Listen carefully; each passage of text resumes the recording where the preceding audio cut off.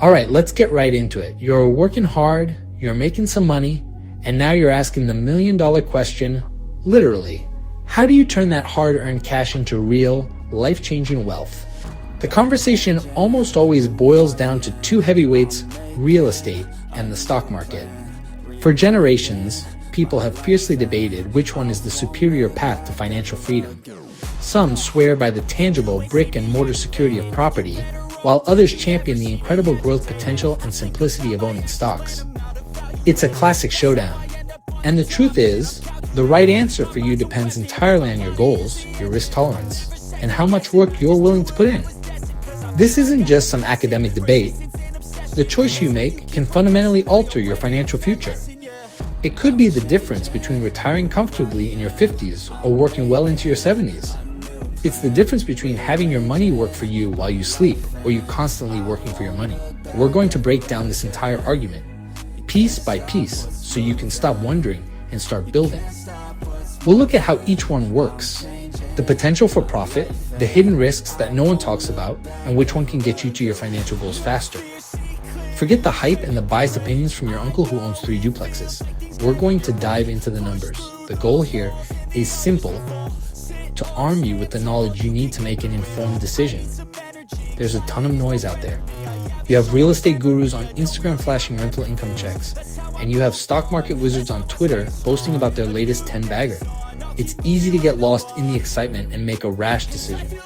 But building serious wealth isn't about gambling. It's about making smart, calculated moves over time. Understanding the core mechanics of both real estate and stocks is the absolute first step in crafting a strategy that will actually work for you, not just for someone you see online. So let's set the stage. On one side, we have real estate, the age-old investment you can see, touch, and live in. It feels safe, it feels real, and it has a long track record of making people very, very wealthy. On the other side, we have the stock market, a dynamic, fast-moving world where you can own a piece of innovative companies like Apple or Tesla with just a few clicks. It's accessible, it's liquid, and its historical returns are incredibly compelling. This is the ultimate financial showdown. By the end of this, you'll have a much clearer picture of which corner you should be in. Let's begin. So, what does it actually mean to invest in real estate? At its core, it's buying a physical property with the goal of making money from it. This isn't about buying your dream forever home. This is about buying an asset. The most common way people do this is by purchasing a residential property like a single-family house, a condo, or a duplex, and renting it out to tenants. The income you collect from rent is your primary cash flow. After you pay for all the expenses, like the mortgage, property taxes, insurance, and maintenance costs, whatever is left over is your profit. That's money hitting your bank account every single month, which is an incredibly powerful feeling. But the monthly cash flow is only one part of the equation. The second, and often more powerful, way real estate builds wealth is through appreciation. This simply means that the value of your property goes up over time. Historically, real estate values in the United States have consistently trended upward, driven by factors like inflation, population growth, and limited supply. So, a house you buy today for $300,000 could be worth $400,000 or more in a decade. That's $100,000 in equity you've built, essentially out of thin air, just by holding onto the asset. This is how you see people's net worth explode over the long term. Then there's the magic ingredient that supercharges your returns, leverage. This is a concept that sounds complicated but is actually quite simple. When you buy a property, you typically don't pay for it all in cash. Instead, you get a loan from the bank, maybe putting down only 20% of the purchase price. So, for a $300,000 property, you might only invest $60,000 of your own money. But here's the key, you get 100% of the benefits. You collect rent on the entire $300,000 property, and you benefit from the appreciation of the entire property, not just the portion you paid for. This use of other people's money can dramatically amplify your returns in a way that's very difficult to achieve in other investments. Finally, we can't forget the tax benefits, which are a huge perk. The government actually encourages real estate investment by offering some very generous tax deductions. You can deduct almost all of your expenses, including the interest you pay on your mortgage, your property taxes, insurance, and the costs of any repairs. On top of that, you get to deduct something called depreciation, which is a paper expense that accounts for the wear and tear on the building over time. This can significantly reduce your taxable income, sometimes even to zero, letting you keep more of that rental income in your pocket. It's a powerful combination of benefits that makes real estate a unique wealth building tool. Now, let's switch gears and talk about the stock market. When you buy a stock, also known as a share or equity, you are buying a tiny piece of ownership in a publicly traded company. If you buy one share of Apple, you are, in a very small way, a part owner of the company that makes iPhones. If the company does well and its profits grow, the value of your ownership slice, your stock, is likely to go up. It's that simple. You are essentially betting on the future success and profitability of that business, and by extension, the broader economy. It's a way for anyone to participate in the growth of the most successful enterprises in the world. There are two primary ways you make money from stocks. The first is through capital appreciation, which is the exact same concept as appreciation in real estate. You buy a stock at one price, and you hope to sell it later at a higher price. If you buy a share of a company for $100 and its value climbs to $150 a year later, you've made a $50 profit on your investment. This is where the big, headline-grabbing gains come from. The second way is through dividends. Some companies, especially larger, more established ones, share a portion of their profits directly with their shareholders. This is usually paid out quarterly and provides a steady stream of income, much like rental income from a property. The beauty of the stock market is its incredible accessibility and liquidity. Unlike real estate, which requires a huge upfront investment and a lengthy buying process, you can start investing in stocks with as little as a few dollars. Thanks to modern brokerage apps on your phone, you can buy or sell shares in thousands of different companies in a matter of seconds. This ease of entry has democratized investing for a new generation. You don't need to be a Wall Street tycoon anymore. You can build a diversified portfolio of world-class companies from your couch while you're watching Netflix. This liquidity also means you can get your cash out quickly if you need it, which is a major advantage. For most people, the smartest way to invest in stocks isn't by trying to pick individual winner companies, which can be very risky.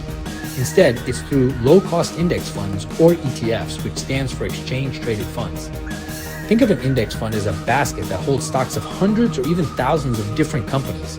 For example, an S&P 500 index fund holds small pieces of the 500 largest companies in the United States. By buying just one share of this fund, you are instantly diversified across the entire market. This approach is passive, low cost, and has historically delivered strong, consistent returns over the long run, making it a favorite for legendary investors like Warren Buffett. Let's run some numbers to see how this all plays out in the real world. Imagine you have $50,000 to invest. Let's explore two simplified scenarios. First, real estate. Use that $50,000 as a 20% down payment on a $250,000 rental property. We'll assume the property appreciates at a conservative average of 4% per year. In 10 years, that property would be worth about $370,000. That's a $120,000 gain in appreciation. Meanwhile, your tenants have been paying your mortgage down, building your equity even further. Plus, you've been collecting a few $100s in positive cash flow each month. Because you used leverage, your initial $50,000 investment has controlled a much larger asset and generated substantial returns. Now let's look at the stock market. You take that same $50,000 and invest it in a low-cost S&P 500 index fund. The historical average annual return has been around 10%. Of course, this is not guaranteed, and some years are down while others are way up. But over the long term, this has been the average.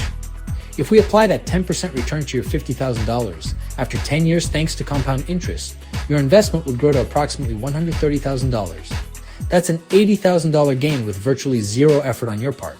You just bought the fund and let it sit. It's a completely passive way to build wealth. The real magic happens over even longer time horizons. Let's fast forward 30 years. That real estate property, appreciating at 4% annually, would be worth over $810,000.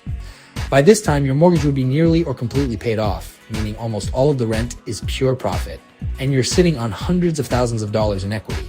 That initial $50,000 has blossomed into a massive asset. On the stock market side, that $50,000, compounding at 10% annually for 30 years, would grow to an incredible $872,000.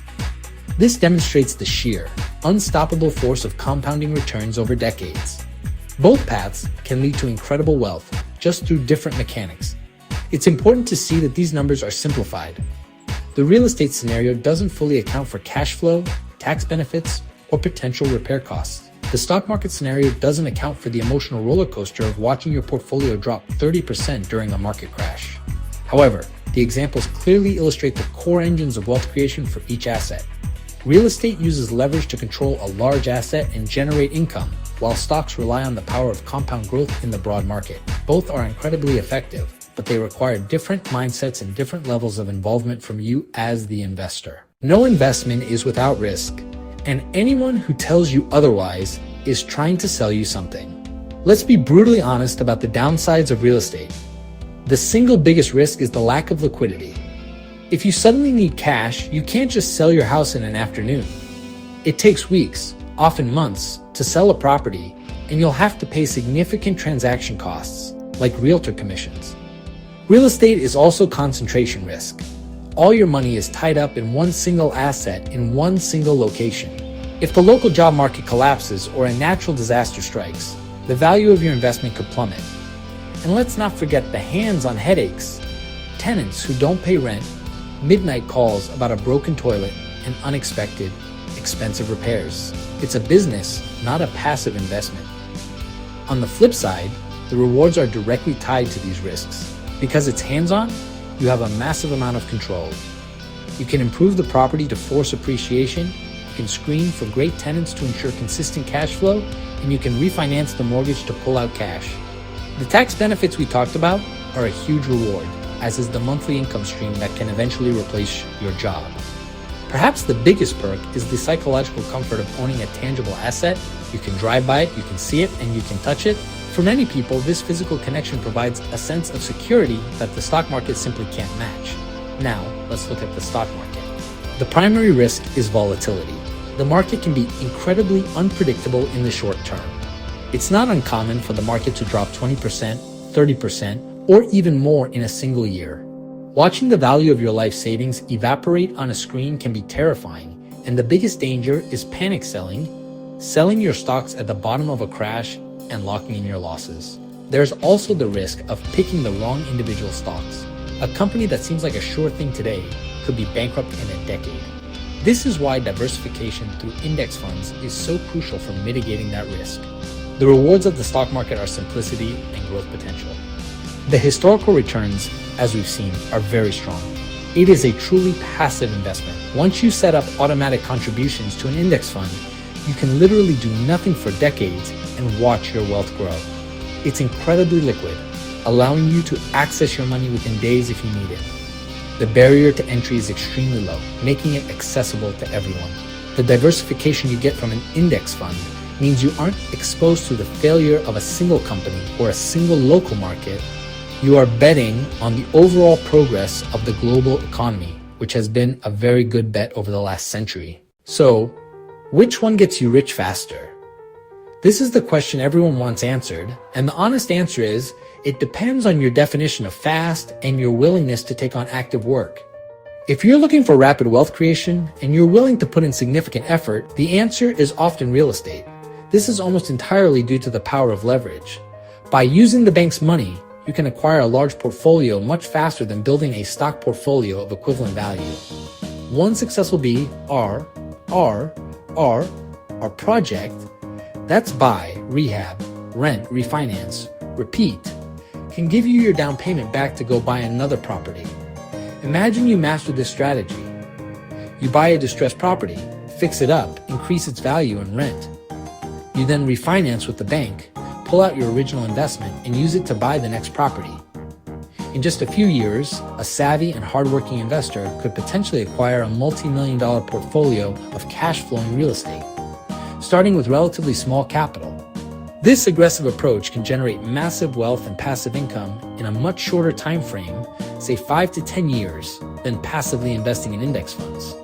However, it requires a huge amount of skill, knowledge, time, and a high tolerance for risk. It's a full-on business venture. On the other hand, if your definition of fast is achieving $1 million net worth with the least amount of effort, the stock market is the undisputed champion.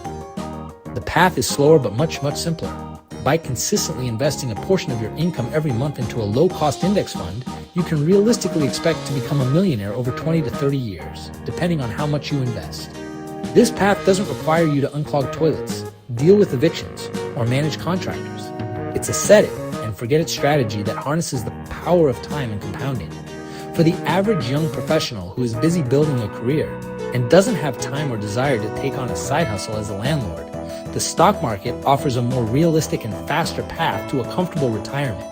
While it may not create a massive income stream in 5 years, it provides a highly probable route to a 7-figure net worth over the long haul.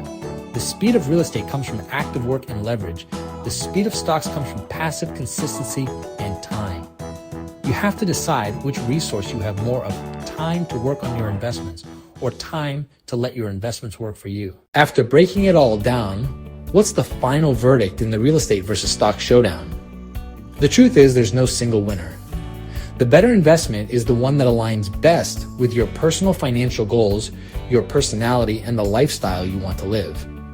It's not about which one is superior in a vacuum, it's about which one is superior for you. If you crave control, enjoy hands-on projects, want to build monthly income quickly, and aren't afraid of using leverage and dealing with landlord hassles, real estate could be incredible for you.